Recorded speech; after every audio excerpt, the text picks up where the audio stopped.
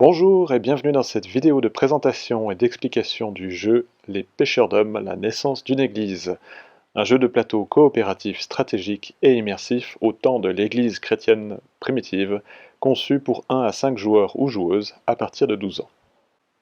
Commençons par le matériel. Il y a tout d'abord un plateau géant à déplier et positionner au centre de la table. Celui-ci affiche une carte de la ville de Jérusalem antique, au temps de Jésus-Christ et de l'église chrétienne primitive, sur laquelle sont symbolisés 6 quartiers principaux. C'est sur ces quartiers que les personnages des joueurs vont interagir. Il y a également une zone centrale qui représente l'église de Bethesda, une église représentant fictivement dans ce jeu la première église chrétienne dans laquelle les personnages des joueurs, les disciples de Jésus-Christ, vont se rassembler secrètement. Et enfin, il y a une zone de prison sur la droite. En bordure de cette carte de Jérusalem, en bas du plateau, il y a des espaces indiqués pour différents tas de cartes. Et sur la droite, un cadran solaire qui indiquera le temps qui s'écoule durant la partie sous forme d'une succession de manches. Chaque joueur reçoit cette petite fiche appelée « Plateau du joueur », résumant sur sa partie de gauche l'ensemble des étapes du déroulement d'une manche et sur son côté droit les différentes actions que le joueur pourra réaliser lors de son tour. Chaque fiche est à placer devant chacun des joueurs. Côté cartes, commençons avec les cartes objectifs de communauté. C'est l'objectif à atteindre pour gagner la partie. Ces cartes sont sur fond jaune sablé avec 3 silhouettes blanches, toutes structurées ainsi. Les joueurs devront en choisir une, ou en tirer une au hasard, avant de commencer le jeu. À noter avant tout que la durée estimée pour chacun des objectifs de communauté est inscrite en bas de la carte, allant de courte à longue en fonction de la carte objectif. Une partie courte est estimée entre 45 et 60 minutes selon le nombre et l'expérience des joueurs. Une partie longue va facilement doubler la durée. Il y a une mise en place de démarrage qui diffère pour chacun des objectifs et des conditions de victoire. Il convient donc de les lire attentivement avant de commencer la partie. À noter qu'au verso de chacune de ces cartes, il y a une version plus difficile du même objectif proposée pour les joueurs les plus aguerris. Une fois la carte sélectionnée, posez-la sur l'emplacement prévu à cet effet dans la partie inférieure du plateau de jeu.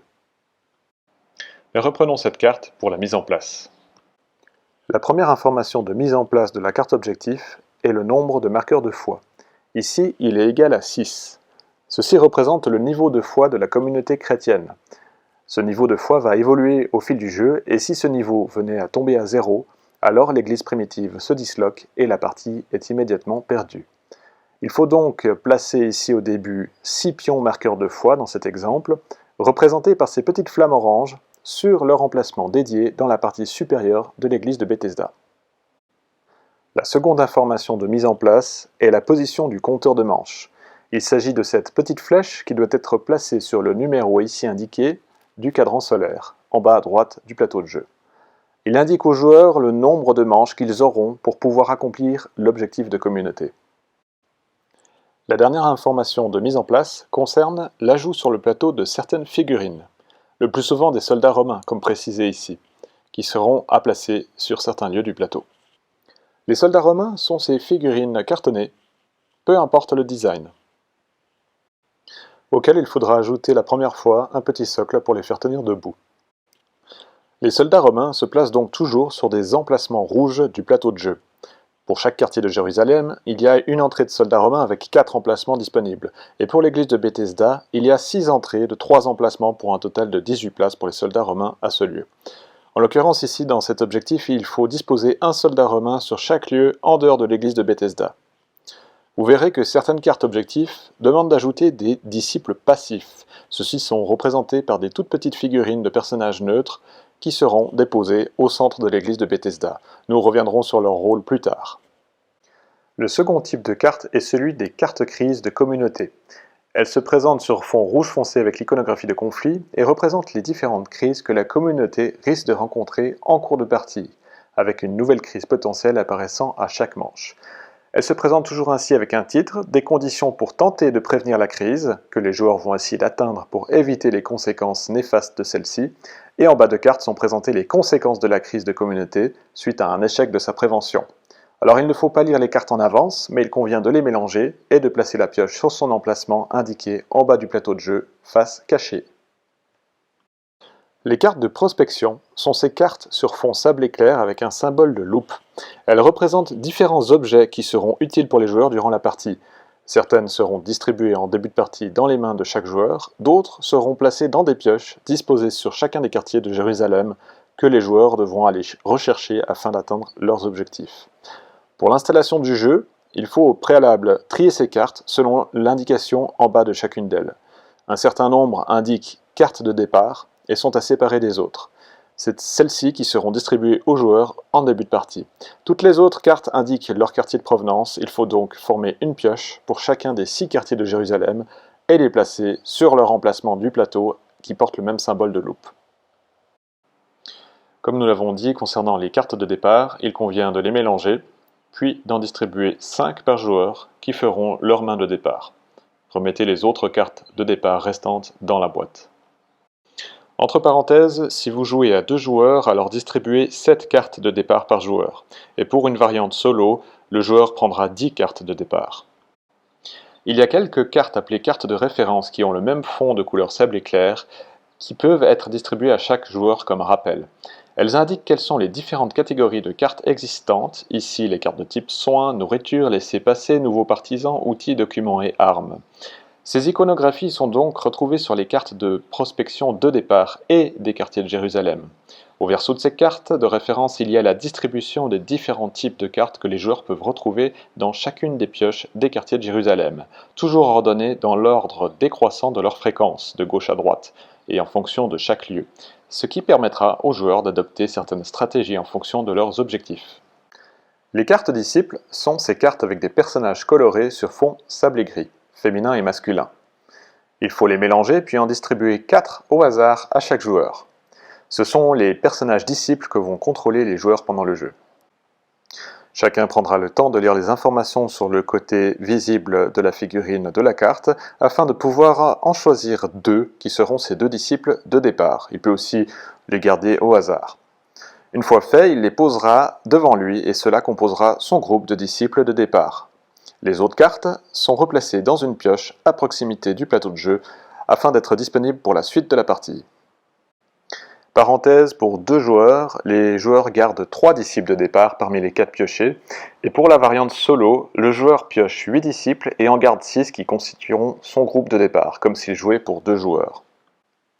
Parmi les cartes de format disciple, il y a une carte unique, sans personnage, qui est placée comme une couverture pour la pioche pour cacher les prochaines cartes disciples durant la partie, mais qui fait elle aussi office de carte d'explication pour les joueurs au sujet des différentes iconographies qu'ils vont trouver sur chacune des cartes de disciple. À savoir que le nom et le qualificatif du disciple sont purement informatifs. Ici s'affichent les icônes des différents groupes auxquels peuvent appartenir les disciples, toujours indiqués en haut à gauche de la carte. Elle est importante pour certains événements qui se dérouleront lors des parties. Plus importants sont les 2 chiffres indiqués à droite de la carte des disciples. Ici, le premier symbole loupe, reprenant le symbole des cartes de prospection, représente le niveau de prospection du disciple. Cela veut dire que pour que le disciple puisse réaliser une prospection dans un quartier de Jérusalem, c'est-à-dire que le joueur aille rechercher une carte de la pioche correspondante, il lui faudra utiliser un dé d'action équivalent ou supérieur au chiffre qui est indiqué ici. De même, le second chiffre sous le symbole de point levé est un niveau d'opposition de force qui permet au disciple de s'opposer à un soldat romain du même lieu où il se trouve. Là, par exemple, il faudra au joueur utiliser un dé de 2 ou plus pour s'opposer à un soldat romain avec ce disciple. En bas de la carte, il y a toujours une capacité unique propre à chaque disciple, avec une information sur le lieu où cette capacité spéciale peut être utilisée par le joueur, avec éventuellement un dé prérequis qui est précisé. Par exemple ici pour sa compétence, Marc doit pouvoir utiliser un dé d'une valeur de 4 ou plus. Et ensuite, le descriptif des effets de la compétence spéciale sont ici. Petite information supplémentaire, au verso de chacune des cartes des disciples, les joueurs peuvent découvrir des citations bibliques et des informations à propos de leurs personnages qui sont tirées de diverses références chrétiennes. Ces informations n'ont aucun rôle particulier pour le jeu, mais sont là vraiment à titre informatif. Une fois que chaque joueur a choisi les 2 disciples qui composeront son groupe en début de partie, il faut qu'ils aillent rechercher dans la boîte les figurines qui correspondent à ces 2 disciples. Elles présentent le même design et couleur que sur la carte. Ensuite, placez-les sur l'église de Bethesda comme lieu de démarrage. Chaque joueur reçoit 3 dés en début de partie, peu importe la couleur, qu'il placera sur la case appelée « Dés d'action non utilisés » en bas à gauche de son plateau de joueur. Ces dés seront nécessaires pour réaliser certaines actions que le joueur pourra faire lors de son tour. Les joueurs débutent avec un dé de base, plus un dé par disciple qui compose son groupe, ce qui signifie que le nombre de dés va évoluer au cours de partie en fonction du nombre de disciples qui composera le groupe du joueur. Concernant les parties à 2 joueurs, chacun commencera avec 4 dés puisque les joueurs débutent avec 3 disciples dans leur groupe. Et pour la variante solo, le joueur jouera avec 8 dés d'action de départ, c'est-à-dire comme s'il jouait pour 2 joueurs. Il y a un dé spécial à 6 faces qui est appelé le dé de risque. Il sera utilisé en cours de partie pour représenter la prise de risque des disciples auprès des autorités romaines, lors de certaines de leurs actions. Laissez ce dé à portée de main des joueurs. Le jeton premier joueur est symbolisé d'une pierre avec le poisson Ichthus chrétien dessiné dessus. Il est donné au premier joueur qui débutera la partie. 5 petits jetons carrés avec une icône de prisonnier sont à empiler sur l'emplacement prévu à cet effet en prison, directement sur le plateau de jeu. Ce sont les jetons prisonniers. Parmi les nombreux petits jetons ronds, il y a ceux-ci qui reprennent le symbole de l'Ichthus, appelé jeton Saint-Esprit. Ils représentent l'action du Saint-Esprit lorsque les joueurs réaliseront des prières en cours de partie, une des actions qui leur sera possible. Mettez ces jetons en groupe à proximité du jeu et placez-en déjà un certain nombre dans la case Sacristie de l'église de Bethesda, sur le plateau de jeu. C'est l'emplacement avec une icône de personnage en prière. Placez autant de jetons Saint-Esprit que le score de foi de la communauté de départ, donc ici par exemple 6 jetons.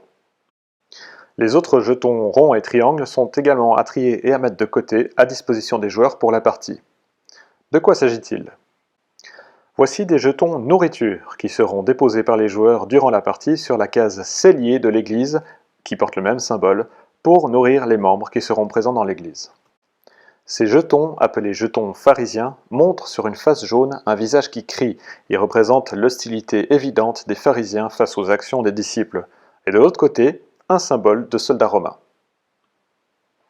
Voici ce qu'on appelle un jeton membre de l'église. D'un côté, un petit personnage neutre représente un simple partisan de l'église qui vient de rejoindre la communauté. Et de l'autre, le même personnage avec un halo jaune qui représente un membre qui vient de se faire baptiser par les disciples et qui devient lui-même un nouveau disciple. C'est aussi une des actions que pourront réaliser les joueurs. Les petits jetons de forme triangle sont des malus que les disciples recevront en cours de partie. D'un côté, c'est un avertissement donné par les soldats romains, le casque sur fond orange, et de l'autre, c'est une blessure que subit le disciple. Ces malus seront positionnés sur la carte du disciple lorsque celui-ci le recevra en cours de partie. Au bout du 3e avertissement accumulé, le disciple concerné est envoyé en prison. Au bout de la 3e blessure, le disciple en question est éliminé du jeu. Parmi les figurines à laisser à proximité du jeu, il y a ces petites figurines de personnages neutres, rappelant les jetons partisans, qui seront des disciples qui ont été baptisés et qui resteront présents dans l'Église, mais qui n'auront pas vocation de participer au ministère de prospection dans Jérusalem. Donc, ils ne seront pas contrôlés par les joueurs. On les appellera ainsi fictivement dans ce jeu les disciples passifs. Les dernières figurines à séparer du reste des figurines disciples et soldats romains sont ces figurines de pharisiens. Ils sont tous identiques, habillés en noir et blanc. Ils sont à placer à proximité du jeu et viendront apparaître sur le plateau de jeu en cours de partie. Pour finir, les dernières cartes disponibles sont ces cartes de format géant appelées cartes événements. Alors il est très important de ne pas les lire à l'avance, mais nous y reviendrons plus tard. Placez ce tas de cartes après l'avoir mélangé sur son emplacement en bas à gauche du plateau, face cachée. Maintenant, la mise en place est terminée. En guise de lancement de la partie, le premier joueur est invité à prendre le livret des règles et à lire à haute voix la petite introduction narrative qui correspond au numéro de l'objectif de communauté. Voyons maintenant comment est-ce qu'on joue au pêcheur d'hommes. Le jeu est composé d'une succession de plusieurs manches qui commenceront toujours par le premier joueur, celui qui possède le jeton premier joueur. Ces manches sont composées de 2 phases qui sont décrites sur la partie gauche de chacun des plateaux de joueurs. La première partie de la manche est appelée phase A, celle des joueurs, qui réaliseront leurs actions les uns après les autres. Puis viendra ensuite la phase B, appelée la phase de la communauté, qui sera l'étape de résolution de la manche, commune à tous les joueurs. Au début de la phase des joueurs, la première étape consiste à dévoiler la carte crise de la communauté, qui sera valable pour cette manche uniquement. Donc le premier joueur retourne la carte du dessus du paquet de crise de communauté et la lie à tous. C'est donc la carte crise active pour cette manche. Ces cartes présentent toutes la même structure avec un titre, un descriptif de ce qui est requis pour pouvoir éviter la crise, et un résultat en cas d'échec de la prévention de la crise lors de la phase de la communauté. Les joueurs doivent donc, durant la manche, faire en sorte de fournir autant de cartes qu'il y a de joueurs avec le ou les symboles affichés sur la carte crise. Par exemple ici, pour une partie à 3 joueurs, ils devront avoir fourni au total 3 cartes qui présentent le symbole nourriture pour pouvoir éviter les conséquences de la crise. À savoir qu'un petit bonus est accordé au score de foi de la communauté si les joueurs arrivent à fournir plus de cartes qu'il n'est nécessaire à la prévention de la crise, tel qu'indiqué ici. On laisse donc finalement cette carte crise visible sur la pioche et les cartes fournies par les joueurs pour la prévention de la crise seront placées sur l'emplacement dédié juste à côté de la pioche crise face visible. La seconde étape de la phase des joueurs, lancer les dés d'action, est réalisée par tous les joueurs en même temps. Ils prennent leurs dés d'action disponibles, les roulent, puis les redisposent telles quelles sur la case verte indiquée en bas à gauche, dés d'action non utilisés, sur leur plateau de joueurs. La troisième étape de cette phase est le tour des joueurs. C'est maintenant que les joueurs vont réaliser leurs actions, les uns après les autres, en commençant toujours par celui qui possède le jeton premier joueur. Attention, il y a ici un petit encadré rouge pour rappeler que lorsqu'un joueur va commencer son tour, son voisin de droite doit d'abord piocher la première carte événement du grand paquet de cartes géantes et y lire secrètement ses conditions de déclenchement. Nous en reparlerons plus tard. C'est durant cette étape tour des joueurs que chacun va tenter de réaliser un maximum d'actions qui sera nécessaire pour accomplir ses objectifs. Nous reviendrons plus en détail sur les différentes actions possibles listées sur la partie droite du plateau de joueurs plus tard. Une fois que tous les joueurs auront terminé leur tour, viendra la phase de la communauté. Pour cela, il conviendra simplement de suivre dans l'ordre les différentes étapes listées de la phase B, ici sur le plateau des joueurs, en commençant par nourrir les membres de la communauté. Pour pouvoir subvenir aux besoins des membres au sein de l'église de Bethesda, les joueurs doivent avoir durant leur tour apporté en suffisance un certain nombre de jetons nourriture dans le cellier de l'église. Tous les personnages présents dans l'église de Bethesda lors de cette étape doivent être comptabilisés pour estimer le besoin en nourriture. En l'occurrence, que ce soit des figurines de disciples prospecteurs, des petites figurines de disciples passifs, mais également les petits jetons de partisans qui ne sont pas encore baptisés. Les disciples situés en dehors de l'église, dans les quartiers de Jérusalem ou en prison, ne comptent pas, ainsi que les soldats romains bien évidemment. Donc, pour chaque paire de personnages présents dans l'église, il faudra fournir un jeton nourriture. Dans cet exemple, il y a 4 personnages dans l'église, et donc 2 jetons nourriture du cellier sont dépensés à ce stade. Dans la situation où les joueurs n'ont pas pu assez anticiper l'apport en nourriture dans le cellier de l'église, par rapport au nombre de personnages présents dans celle-ci, il y a un état de carence en nourriture qui pourrait mener la communauté dans une situation de famine. Si cette carence a lieu en présence d'un ou plusieurs disciples prospecteurs présents dans l'église de Bethesda, dans ce cas, les joueurs qui les contrôlent peuvent décider, au lieu de subir les effets néfastes d'une famine, d'entamer ce qu'on appelle un jeûne communautaire. Si les joueurs décident de faire ce jeûne, l'un d'eux doit sacrifier un de ses dés d'action de son plateau de joueurs en le déposant dans le cellier.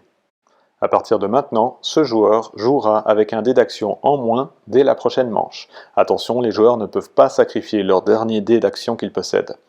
Si le jeûne communautaire est réalisé, comme dans ce cas présent, alors on ne retire aucun éventuel jeton nourriture déjà présent dans le cellier et il n'y a aucune pénalité pour les membres de l'église. Si les joueurs ne décident ou ne peuvent pas réaliser un jeûne, alors ils doivent assumer les effets d'une famine. À ce moment, les joueurs doivent lancer le dé de risque pour chacun de leurs disciples prospecteurs présents dans l'église de Bethesda. Si le résultat du dé de risque lancé pour le disciple est vide, aucune pénalité n'est appliquée pour le disciple. A l'inverse, pour tout autre résultat du dé de risque, le disciple reçoit un jeton blessure qui est posé sur sa carte de disciple. Ensuite, on procède avec les éventuels autres membres présents dans l'église de la même façon que dans la situation qui suit. C'est dans le cas où la carence en nourriture se produit en l'absence de disciples prospecteurs dans l'église de Bethesda, donc où aucun joueur ne contrôle de figurines dans ce lieu. Alors, les joueurs n'ont pas d'autre choix que d'assumer les conséquences d'une famine.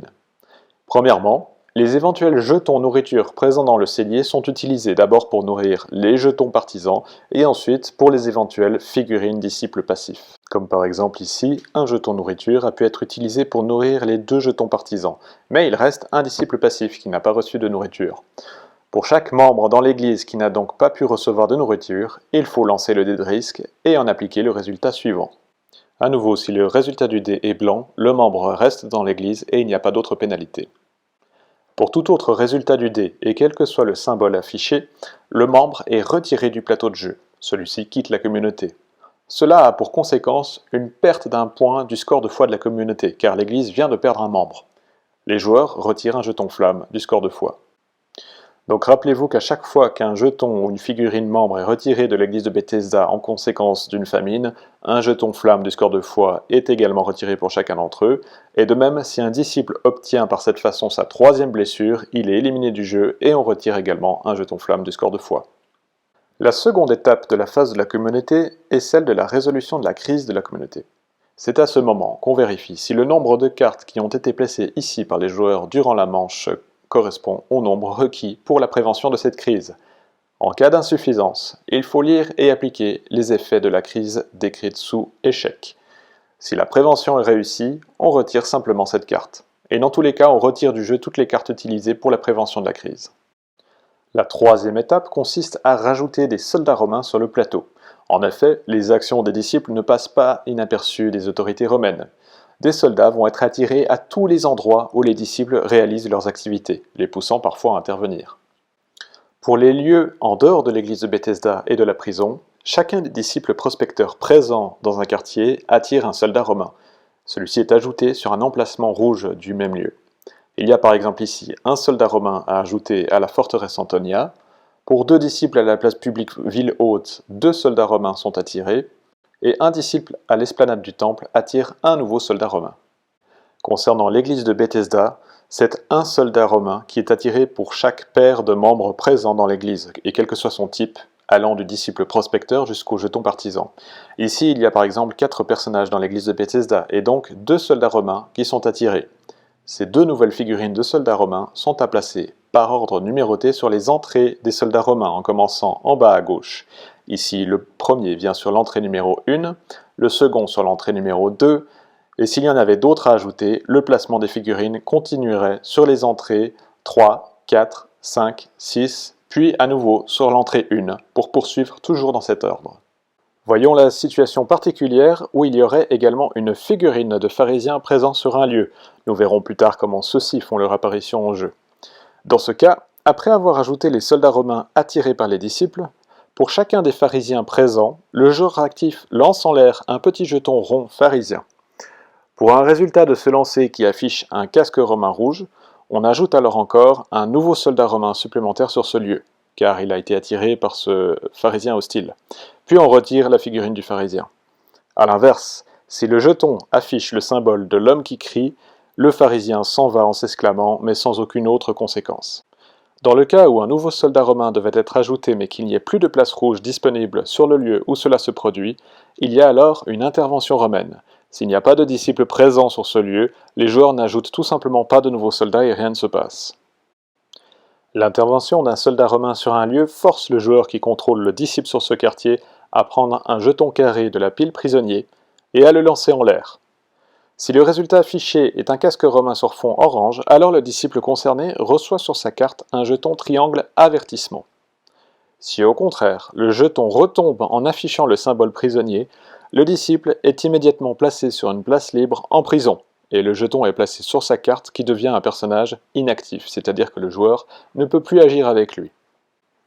Dans la situation où il y aurait plusieurs disciples présents dans le même lieu où se passe l'intervention romaine, il peut se produire ce qu'on appelle une arrestation groupée.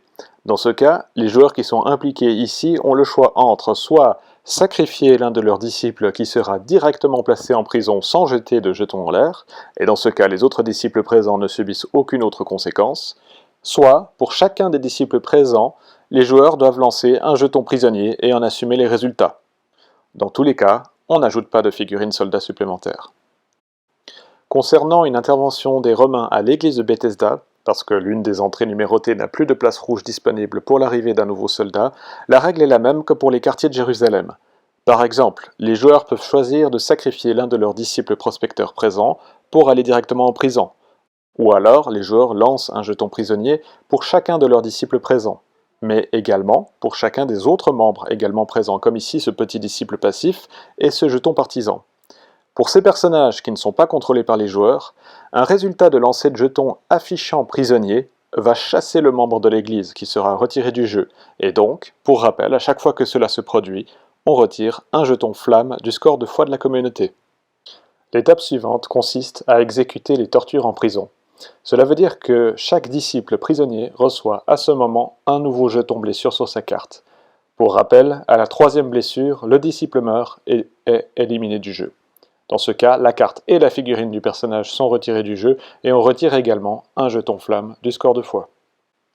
C'est maintenant l'étape de la prière communautaire. Cela consiste à ajuster le nombre de jetons Saint-Esprit disponibles dans la sacristie, qui permettront aux joueurs de réaliser des actions prières à la manche suivante, en fonction du score de foi communautaire actuel.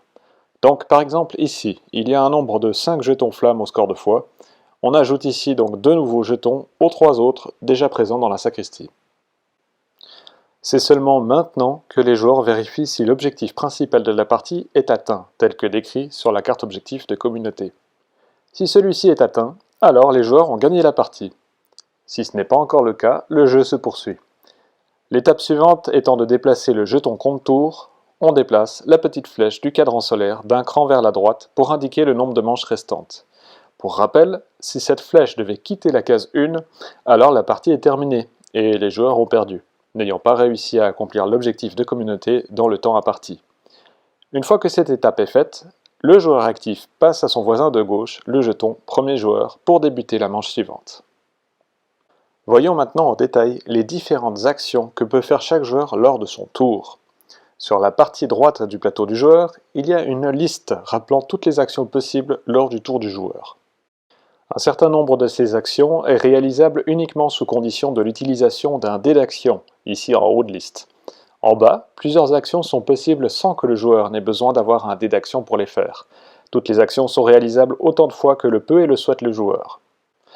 Lorsqu'un joueur réalise une action qui nécessite un dé d'action disponible, il déplace l'un de ces dés requis, présent dans l'encadré vert en bas à gauche de son plateau du joueur, vers l'encadré rouge en bas à droite indiqué dé d'action utilisé. Lorsque tous ces dés ont été déplacés du côté utilisé, alors le joueur ne pourra réaliser plus que des actions qui ne nécessitent pas de dé d'action, celles du bas de la liste.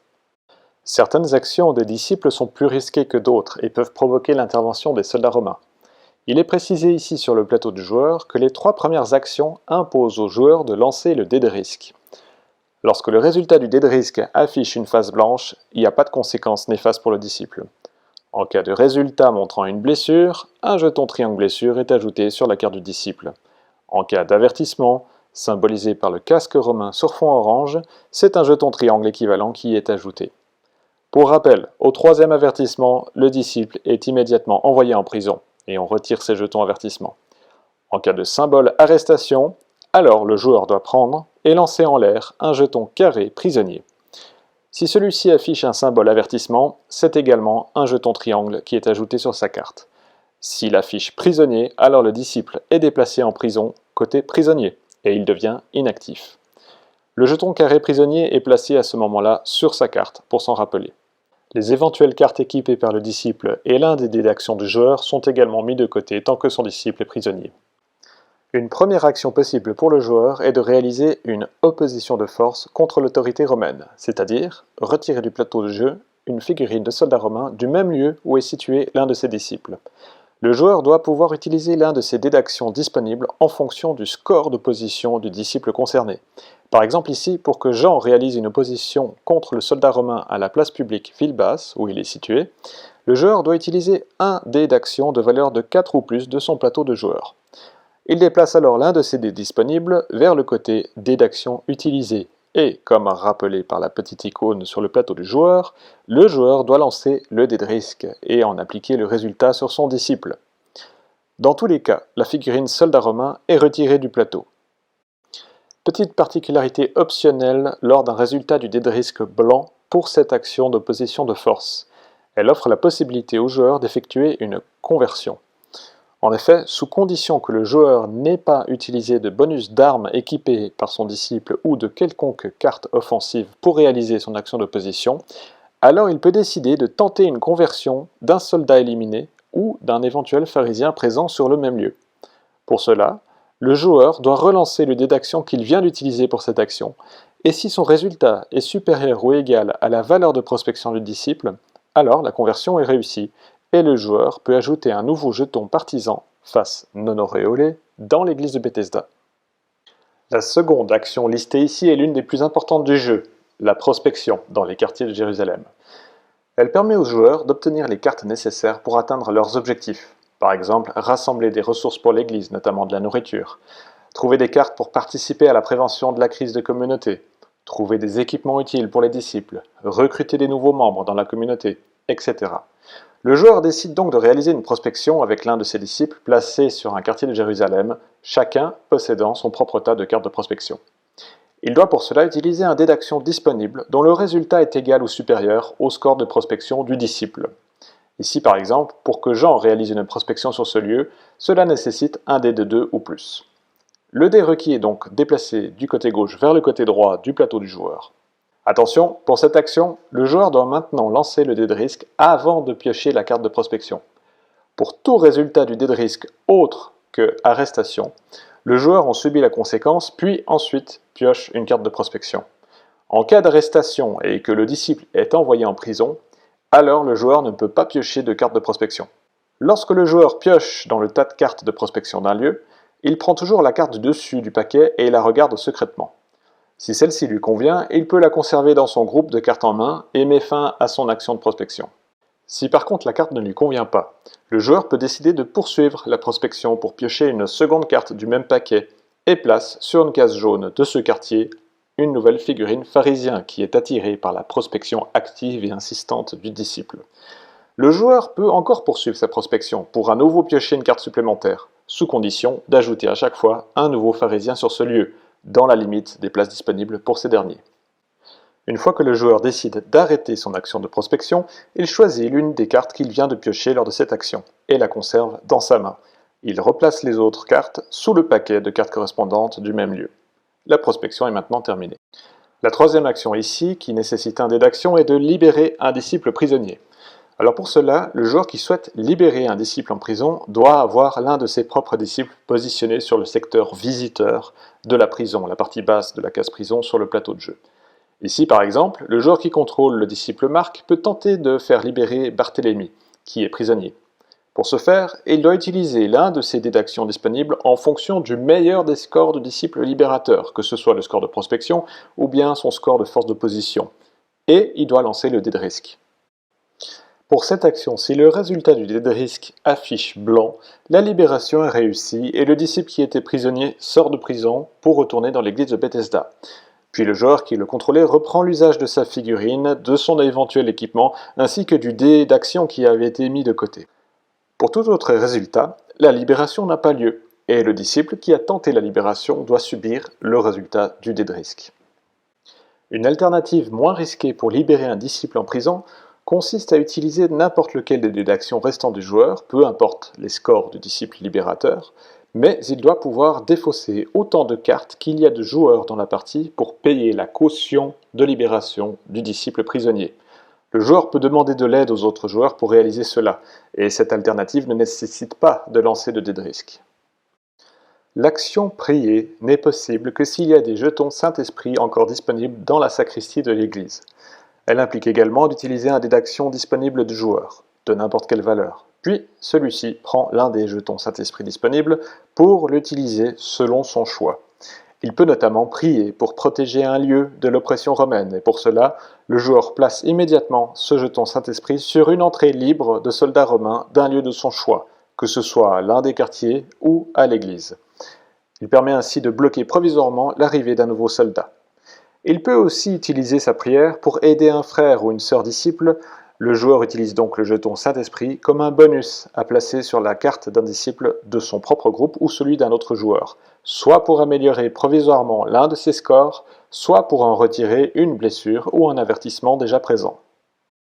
À noter qu'il peut également le faire sur la carte d'un disciple prisonnier.